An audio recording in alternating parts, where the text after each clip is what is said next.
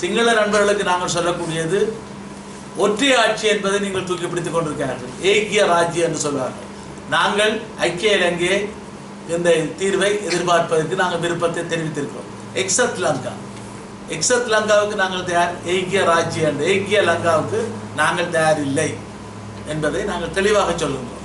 ஆகவே இதை அவர்கள் புரிந்து கொண்டு சமஷ்டி அடிப்படையில் இந்த தீர்வுக்கு அவர்கள் இணங்குவார்களாக இருந்தால் இந்த நாட்டிலே ஒரு நிரந்தரமான அமைதி ஏற்பட்டு ஒரு தேசிய நல்லிணக்கத்தை நோக்கி நாங்கள் பயணிக்க முடியும்.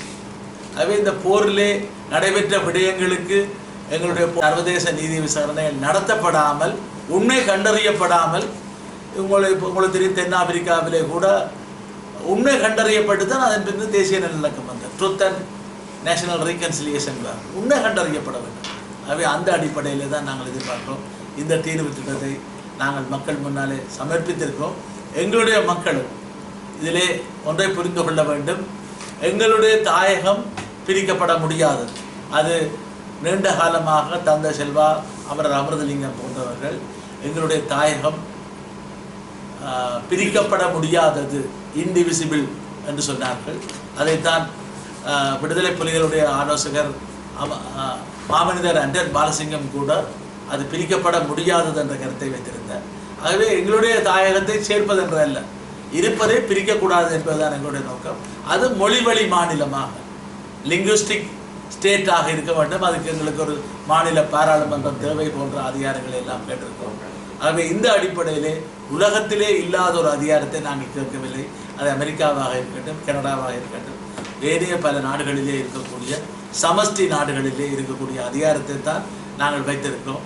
ஆகவே இதை பிரிவினை என்று பிரச்சாரம் செய்து இதை எங்களுடைய மாண்புமிகு எதிர்கட்சி தலைவர் சம்பந்தன் ஐயாவையோ, அதே போல மாண்புமிகு வடக்கு மாகாண முதலமைச்சர் விக்னேஸ்வரன் ஐயாவையோ குறிவைத்து நீங்கள் இனவாத பிரச்சாரம் செய்வதிலே அர்த்தமில்லை. இதை ஏற்றுக்கொண்டு தீர்ப்பீர்களாக இருந்தால் இந்த பிரச்சனை தீரக்கூடிய வாய்ப்பு இருக்கிறது. இல்லாவிட்டால் இன்றைக்கு கூட பண்டா செல்வா ஒப்பந்தத்தை அமல்படுத்தி இருந்தால் இன்று பிரச்சனை தீர்ந்திருக்கும் என்று அவருடைய மகளும் முன்னாள் ஜனாதிபதியுமான சந்திரிகா பண்டாரநாயக்கா குமாரதுங்க போன்றவர்கள் சொல்லுகின்ற நிலைமை இருக்காது. இப்பொழுது கூட நாங்கள் சொல்லக்கூடியது, வேலுப்பிள்ளை செல்வநாயகத்துடன் பிரச்சனையை தீர்த்திருந்தார். Samuel James Velupillai Selvanayakam, SJV, பலருக்கு தெரியாது. வேலுப்பிள்ளை செல்வநாயகம், வேலுப்பிள்ளை செல்வநாயகத்துடன் பிரச்சனையை தீர்த்திருந்தால் வேலுப்பிள்ளை பிரபாகரன் இந்த சீனுக்கு, இந்த அரங்கத்துக்கு வந்திருக்க வேண்டிய தேவையே இல்லை என்பதையும் சிங்கள நண்பர்களுக்கு ஞாபகம் ஊட்ட விரும்புகிறோம். ஆகவே இப்பொழுது ராஜபரோதயம் சம்பந்தன் ஐயாவுடனும் அதே போல கனக சபாபதி விஸ்வலிங்கம் விக்னேஸ்வரனுடன் பிரச்சனையை தீர்க்கவில்லை என்றால் வேறு யாருடனும் பேச முடியாத ஒருவருடன் பிரச்சனையை தீர்க்க வேண்டிய நிலைமைக்கு இக்கட்டிலே சிக்கக்கூடிய நிலைமையிலே இன்னும் 10-15 ஆண்டுகளிலே வரக்கூடிய ஆபத்துகளும் இருக்கலாம் என்று நாங்கள் எச்சரிக்கை செய்ய விரும்புகிறோம். ஆகவே இப்பொழுது இல்லை என்றால் எப்பொழுதும் இல்லை என்றல்ல. இன்றைக்கு ஆயுத போராட்டம் அழிக்கப்பட்டிருக்கிறது, மௌனிக்கப்பட்டிருக்கிறது, இல்லாமல் செய்யப்பட்டிருக்கிறது. ஆனால் தொடர்ந்து அடக்குமுறைகள் வந்தால் அது எவ்வாறு உருவெடுக்கும் என்பதை கடந்த கால வரலாறுகள், இலங்கை வரலாறு காட்டியிருக்கிறது. 71 தென்னிலங்கை ஆயுத புரட்சி முறியடிக்கப்பட்டது, 88 மீண்டும் உயிர்ப்பித்தது.